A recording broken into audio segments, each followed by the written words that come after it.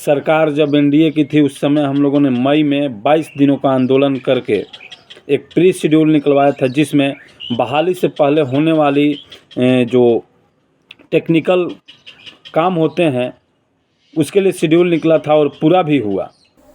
हम लोग विगत तीन सालों से सरकार के पास अपना अर्ज गर्ज कहते कहते थक चुके हैं।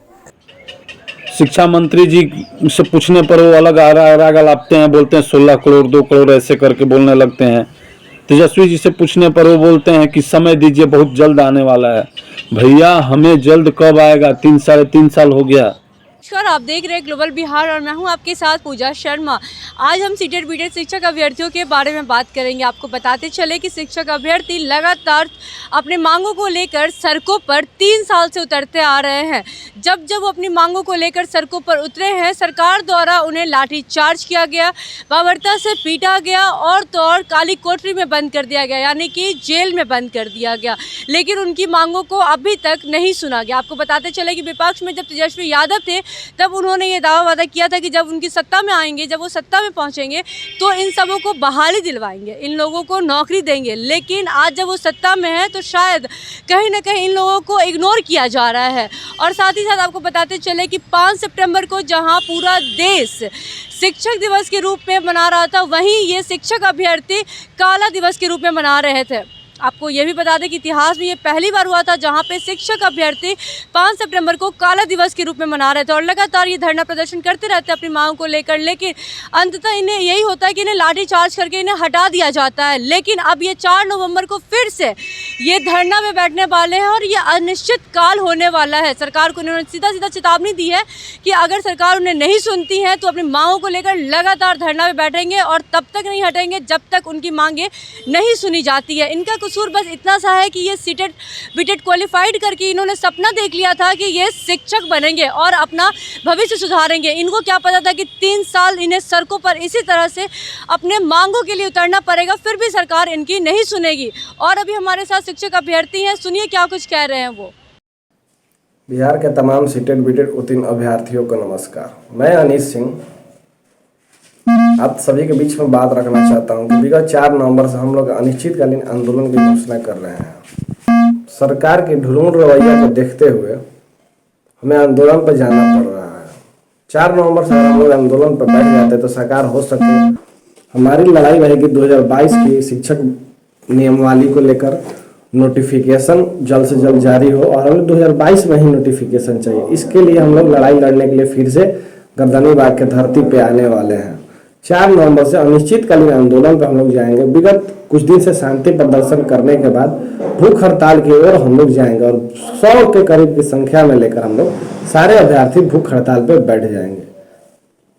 सरकार के बने हुए 2 से 3 महीने हो गए, लेकिन अभी तक हमारे लिए कुछ भी उन्होंने दिशा निर्देश नहीं दिया। लगातार 4-5 कैबिनेट बैठक हो गई, लेकिन फिर भी शिक्षा के लेकर कभी भी उन्होंने चर्चा नहीं की। हम लोग को बस यही मांग है कि 7वें चरण की प्राथमिक शिक्षक बहाली जल्द से जल्द शिक्षक जारी करें, अन्यथा हम लोग फिर से आंदोलन का रुख अपना लेंगे।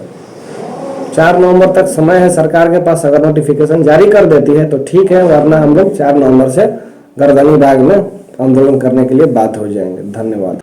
मेरा नाम नितेश पांडे है और मैं 7वां चरण प्राथमिक 1 to 8 शिक्षक अभ्यर्थी हूँ।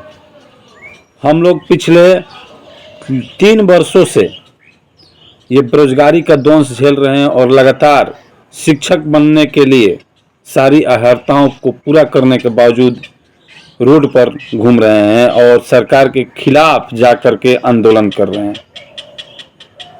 सरकार जब एनडीए की थी उस समय हम लोगों ने मई में 22 दिनों का आंदोलन करके एक प्री शेड्यूल निकलवाया था, जिसमें बहाली से पहले होने वाली जो टेक्निकल काम होते हैं उसके लिए शेड्यूल निकला था और पूरा भी हुआ और पूरा होने के पश्चात वो टेबल पर जाकर अटक गया है।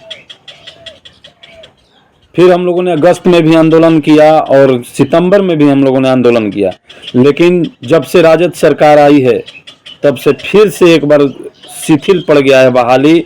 और हम लोग को जो उम्मीद था कि राजद सरकार आएगी तो बहाली हम लोग खुल जाएगी, क्योंकि राजद सरकार में जो अभी मंत्री हैं, ये लोग कुछ दिन पहले हम लोग के पंडाल में आकर के कहा करते थे कि जैसे ही हमारी सरकार बनेगी आप लोग की बहाली सुनिश्चित रूप से दी जाएगी, क्योंकि आप योग्यताधारी हैं और आपको रोड पर नहीं बोर्ड पर होना चाहिए। लेकिन आज वही लोग जब हम लोग उनके पास जाते हैं तो बोलते हैं कि हमें समय दीजिए। अरे साहब, कितना समय दें हम, ये नहीं समझ में आ रहा है। 3 महीने बीत गए आपके सरकार के, मंत्री बन गए सभी लोग आप लोग, फिर हम लोग स्कूल में शिक्षक कब बनेंगे साहब? शिक्षा मंत्री जी से पूछने पर वो अलग आराग लापते हैं, बोलते हैं 16 करोड़ 2 करोड़ ऐसे करके बोलने लगते हैं। तेजस्वी जी से पूछने पर वो बोलते हैं कि समय दीजिए, बहुत जल्द आने वाला है। भैया हमें जल्द कब आएगा? 3 साल हो गया, अब कितना दिन लगेगा आने में? और वही नहीं साथियों, इन सारी द्वंस को झेलने के बाद हम सभी ने एक ऐलान किया है कि बिहार प्रारंभिक युवा शिक्षक संघ के बैनर तले 4 नवंबर से फिर से हम लोग आंदोलन कर रहे हैं, और यह आंदोलन अनिश्चित होगा। जब तक हमारी बहाली की विज्ञप्ति नहीं आ जाएगी तब तक हम लोग आंदोलन पर डटे रहेंगे साथियों। और बिहार प्रारंभिक युवा शिक्षक संघ के कार्यकारी प्रदेश होने के नाते मैं आप सभी से निवेदन करना चाहूँगा कि आप सभी साथी मानसिक रूप से, शारीरिक रूप से और आर्थिक रूप से 4 नवंबर से अनिश्चितकालीन आंदोलन के लिए तैयार हुई है। धन्यवाद दोस्तों नमस्कार, मैं मनोज सिंह ऑफिशियल आप लोगों के बीच बात रख रहा हूं। हम लोग विगत तीन सालों से सरकार के पास अपना अर्ज गर्ज कहते कहते थक चुके हैं, फिर भी सरकार हम लोगों की बात मानने के लिए तैयार नहीं है। हम लोग सीटेट बीटेट पास करके लगभग 3 सालों से रोड पर हैं। हम लोगों को बोर्ड पे होना चाहिए था, लेकिन फिर भी सरकार हम लोगों की बात को सुन नहीं रही है, मान नहीं रही है। केवल आशा पे आशा दे रही है कि इस महीने होगा, अगले महीने होगा।